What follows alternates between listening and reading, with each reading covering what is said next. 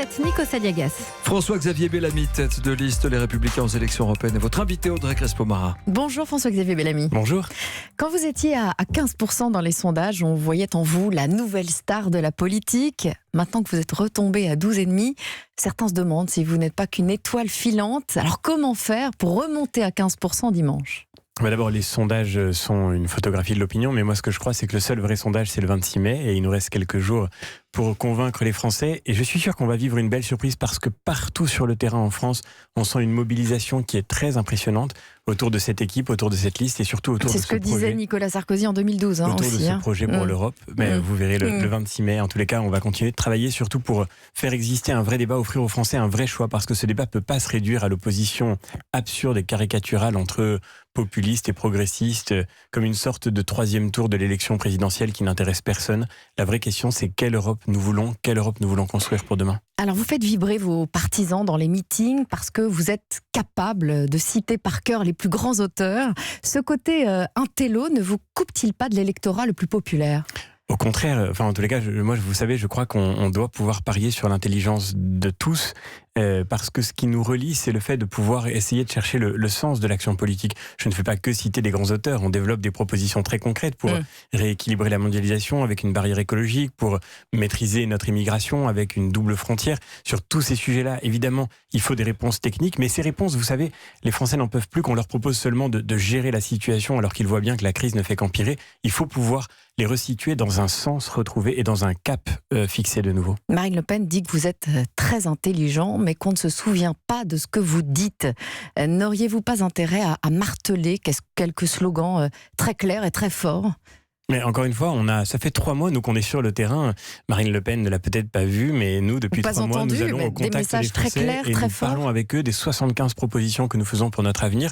Encore une fois, de ces défis majeurs qui sont devant nous, la question migratoire, la question de la compétition économique et commerciale. Il faut que l'Europe se réaffirme dans le monde. Nous voulons que cette Europe puisse nous renforcer dans la mondialisation, alors qu'aujourd'hui trop souvent elle nous fragilise. Et nous ne croyons ni à ce que dit Monsieur Macron qui voudrait une fuite en avant vers cette Europe qui ne marche pas, ni non plus à ce que dit Madame Le Pen. Madame Le Pen, elle peut bien nous dire qu'il faut marteler des slogans, mais en attendant, c'est sa liste qui manque de cohérence. Il y a quelques semaines encore, elle se vantait de défendre le Frexit. Aujourd'hui, ça n'est plus le cas. Elle disait qu'il fallait sortir de l'euro. Aujourd'hui, elle parle de souveraineté monétaire, mais on ne sait pas ce que ça veut dire. Et je crois qu'il faut effectivement que chacun fasse le travail de développer un projet clair et cohérent. C'est comme ça qu'on peut susciter la confiance. Et moi, je n'ai pas confiance dans les gens qui changent de cap à la veille d'une élection. François-Xavier Bellamy, on a le sentiment que le scrutin se résume à un vote pour ou contre l'Europe. Marine Le Pen est clairement contre, Emmanuel Macron est clairement pour, et vous êtes clairement quoi ? Nous sommes évidemment favorable à ce projet européen dont nous pensons qu'il est plus nécessaire que jamais, mais on ne peut pas ne pas voir que l'Europe aujourd'hui traverse une crise profonde et on ne peut pas vouloir seulement, comme le dit le président de la République, vouloir aller plus vite et plus loin. Au contraire, il faut réorienter la manière dont se construit l'Europe. Prenons un exemple simple. Emmanuel Macron est favorable à de nouveaux élargissements. Il veut intégrer les Balkans, il veut intégrer la Roumanie à l'espace Schengen et nous ne savons pas ce qu'il fera lors des négociations qui s'ouvriront avec l'Albanie en juin prochain pour intégrer l'Albanie à l'Union européenne. Nous disons qu'il faut tirer les enseignements de ce qui n'a pas marché et qu'il faut évidemment mettre fin aux élargissements pour consolider l'Europe plutôt que de continuer dans cette fuite en avant vers de nouveaux élargissements. François-Xavier Bellamy, hier matin, l'arrêt des traitements de Vincent Lambert a commencé contre la volonté de ses parents que vous avez dit soutenir. Mais hier soir, la Cour d'appel de Paris a ordonné la reprise des traitements contre la volonté de sa femme et de ses frères et sœurs. Est-ce que ça vous réjouit ? Je suis effectivement heureux de cette décision. J'avais eu l'occasion de dire, puisque j'ai été interrogé sur le sujet, même si c'est pas une question de l'élection européenne, mais de dire qu'effectivement, je crois que ce qui est en jeu, et d'une certaine manière, c'est pas cette question, elle est devant nous, elle n'est pas aujourd'hui résolue. Ce qui est en jeu, c'est la question de notre relation à la dépendance. C'est vrai que Vincent Lambert est dans une extrême dépendance. La question, c'est est-ce qu'une vie qui est dépendante ne vaut pas la peine d'être vécue ? Moi, je crois que toute vie mérite d'être vécue. Et la question, c'est celle de la manière dont notre société saura accompagner chaque personne, y compris dans cette dépendance et dans cette vulnérabilité, parce que c'est par cette dépendance aussi que passent les liens qui nous attachent aux autres. Vous aviez demandé à Emmanuel Macron d'intervenir. Il a répondu hier, il ne m'appartient pas de suspendre l'arrêt des traitements, vous le déplorez ? Je suis heureux qu'Emmanuel Macron soit intervenu. Je crois que c'était bien que le président de la République puisse se prononcer sur ce sujet. Sans dire grand-chose. Ce que je constate, c'est qu'effectivement, il a donné une réponse qui était juridique et technique. Le sujet, il est devant nous et il est profondément politique au sens le plus noble du terme. La question, c'est qu'est-ce qui fait une société et qu'est-ce qui fait notre humanité ? C'est-à-dire, est-ce que l'humanité, c'est la performance ? Est-ce que l'humanité, c'est l'indépendance ? Ou est-ce que la vie humaine, elle est faite aussi parfois de ces fragilités qui ont marqué toute existence et qui nous marqueront tous ? L'arrêt des traitements de Vincent Lambert, allez-vous jusqu'à considérer que c'est un crime ? Non, mais encore une fois, le sujet est devant nous. Une décision de justice a été posée. J'en suis heureux. Je crois qu'on doit aussi à la famille de Vincent Lambert, qui est dans une situation d'une infinie complexité, le respect, la discrétion. Et je crois qu'il faut se concentrer sur le débat européen qui est devant nous.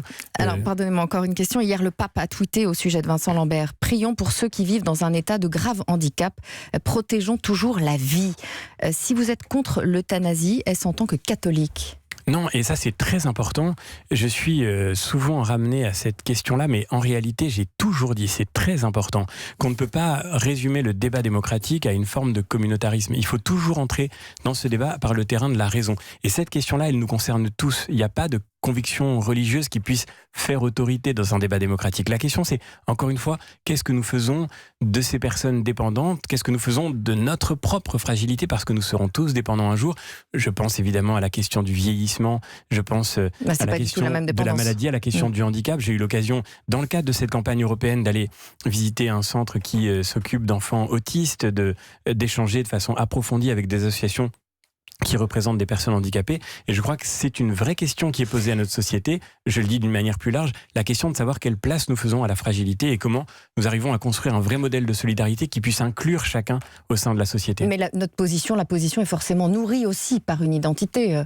Les parents de Vincent Lambert sont de fervents catholiques, par exemple. Non, mais il faut évidemment que chacun soit cohérent avec ce qu'il est, mais ça ne veut pas dire qu'on puisse rentrer dans un débat quel qu'il soit en invoquant des arguments qui soient de nature religieuse. Ce serait un dévoiement de la distinction qui est au cœur d'ailleurs de la civilisation européenne, la distinction très importante entre le spirituel et le temporel. Dans la politique, nous sommes là pour tenter de chercher ensemble le bien commun avec notre intelligence et avec notre générosité. François-Xavier Bellamy, si chaque vie est précieuse, est-ce que l'Europe n'aurait pas dû porter secours aux 2200 migrants qui sont morts noyés en Méditerranée l'an dernier ?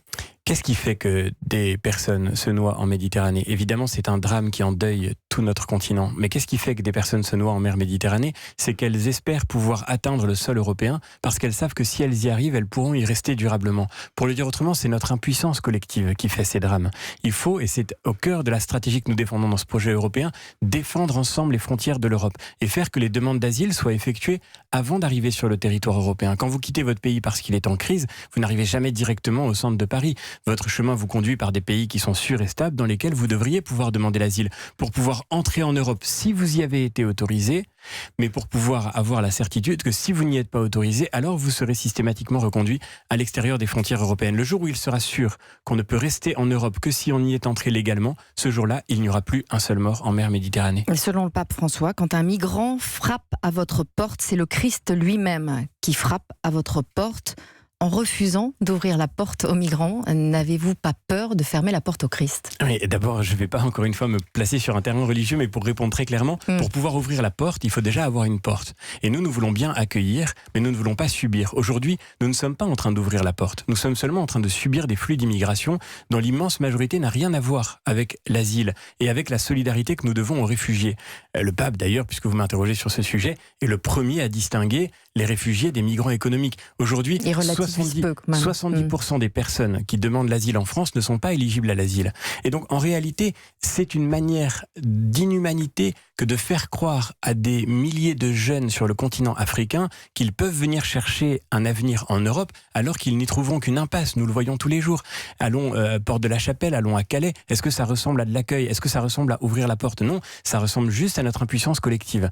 La vérité, c'est qu'il faut maîtriser nos frontières. Il faut bien avoir des murs si nous voulons pouvoir ouvrir une porte. C'est ce que chacun voit chez lui. Si vous voulez accueillir quelqu'un chez vous, encore faut-il avoir un chez vous.